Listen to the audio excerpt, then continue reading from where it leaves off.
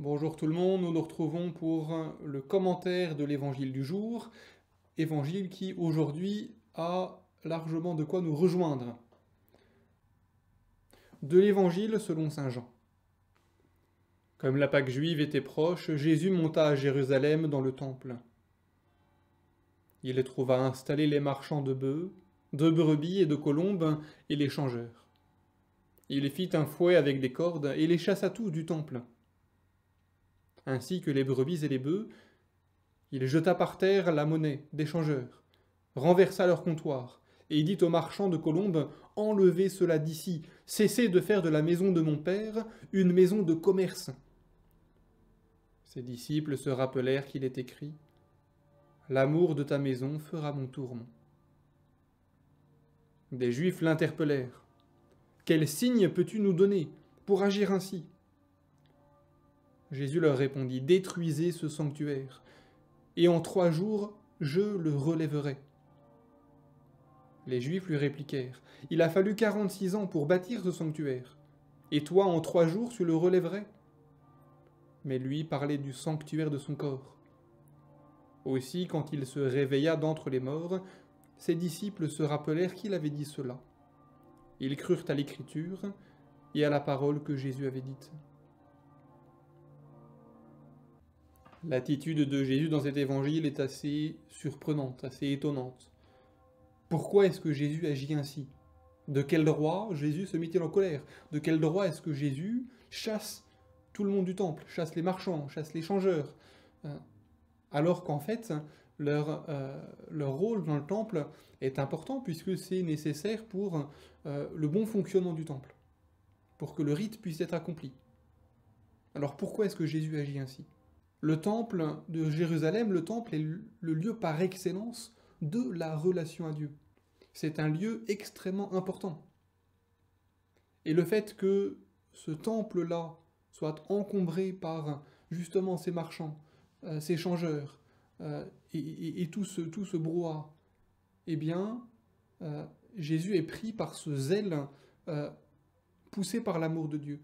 Et poussé par l'amour de Dieu, il chasse tout le monde du temple pour rappeler une chose essentielle, c'est que le temple est le lieu de la relation à Dieu. Alors oui, Jésus, dans cet évangile, se met en colère.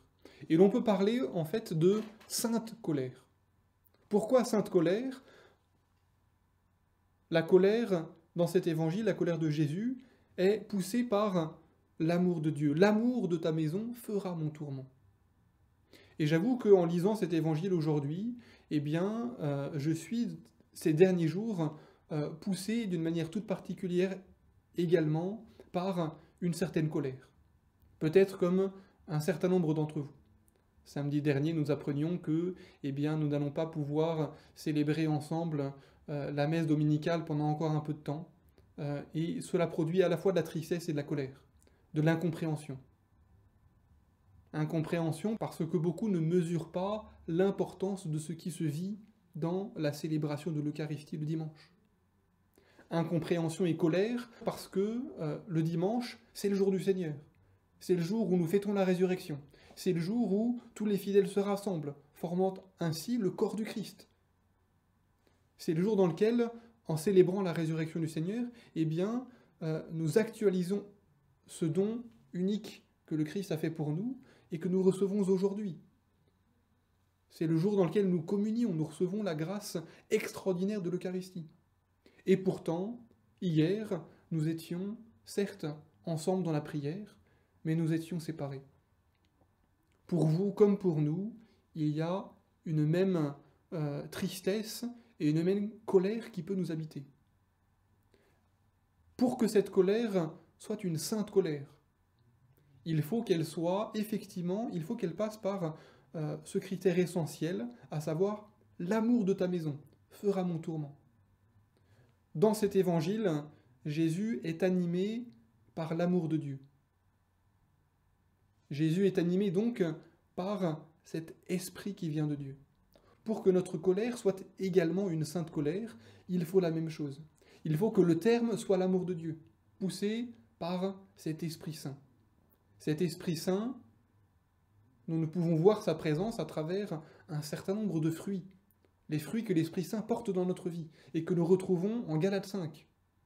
Galates 5, à la fin de ce chapitre, nous voyons les 9 fruits de l'Esprit Saint. Amour, joie, paix, patience, bonté, bienveillance, fidélité, douceur, maîtrise de soi.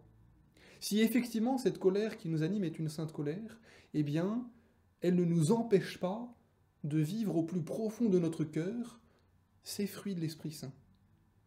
L'amour de Dieu, amour, la joie.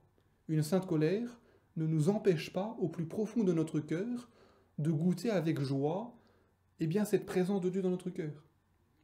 Elle ne nous empêche pas d'être en paix profonde parce que nous savons être là où le Seigneur nous attend. Que c'est lié à des éléments extérieurs que nous ne mesurons pas et que nous ne pouvons pas contrôler, que cette colère, c'est par cela que cette colère est suscitée. Mais si nous nous enracinons dans le Christ, le seul Sauveur, si nous nous cherchons à nous rapprocher du Christ et que nous sommes là où le Seigneur nous attend, eh bien nous serons effectivement dans une paix profonde. Paix profonde parce que ce n'est pas suscité par notre propre péché que cette colère vient, que cette tristesse vient, parce que le péché entraîne dans notre cœur tristesse, manque de joie, etc. Non, là c'est poussé par l'amour de Dieu. Et donc, cette colère n'empêche pas, au plus profond de notre cœur, d'être véritablement en paix. Amour, joie, paix, bonté, bienveillance, etc. Relisez ces fruits de l'Esprit Saint en Galates 5, parce que c'est un critère pour savoir si effectivement cette colère qui nous anime est si ajustée que cela. Dans tous les cas, rappelons-nous ce que Jésus vient nous dire dans cet évangile. Lui parlait du sanctuaire de son corps. Le corps du Christ est un sanctuaire saint parce qu'il vient de Dieu et qu'il nous ramène à Dieu. Et donc partout où nous sommes, dans la mesure où nous avons été baptisés en Christ, que nous avons revêtu le Christ d'une manière toute particulière, que nous sommes poussés par l'Esprit Saint, que nous lui laissons davantage de place dans notre cœur, dans notre vie, que nous cherchons à désencombrer notre vie, notre cœur, pour laisser davantage de place à Dieu. Eh bien, au plus profond de notre cœur, Dieu est présent. En Lumen Gentium, au chapitre 4, nous lisons « L'Esprit habite dans l'Église et dans le cœur des fidèles, comme dans un temple. En eux, il prie et atteste leur condition de fils de Dieu par adoption. » Ce passage reprend un verset de saint Paul. « Ne le savez-vous pas, votre corps est un sanctuaire de l'Esprit Saint, lui qui est en vous et que vous avez reçu de Dieu. Vous ne vous appartenez plus à vous-même, car vous avez été achetés à grand prix. Rendez donc gloire à Dieu dans votre corps. » Nous sommes tous peut-être séparés les uns les autres. Nous n'avons pas la possibilité de nous retrouver en semaine et le dimanche tout particulièrement pour fêter ensemble cette joie de la résurrection. Mais partout où nous sommes, nous formons ensemble malgré tout un seul corps, temple de l'Esprit Saint. Et dans la mesure où nous ouvrons chacun d'entre nous à cette présence de l'Esprit Saint, là où Dieu est présent, eh bien, Dieu se donne. Et il vient nous donner sa paix, il vient nous donner sa force, il vient nous donner sa consolation. Il vient nous permettre de traverser les événements de notre quotidien, aussi difficiles soient-ils. Eh bien, il nous permet de les traverser avec ces fruits de l'Esprit Saint. L'amour, la joie, la paix, la bonté, la bienveillance, etc. Je terminerai simplement en reprenant les mots du psaume de ce jour, et qu'à travers ces mots, eh bien, nous puissions chacun d'entre nous demander la grâce de nous tourner davantage vers le Christ, de vivre davantage avec un cœur de pauvre pour laisser le Christ venir en nous, être davantage sensible à l'action de l'Esprit Saint.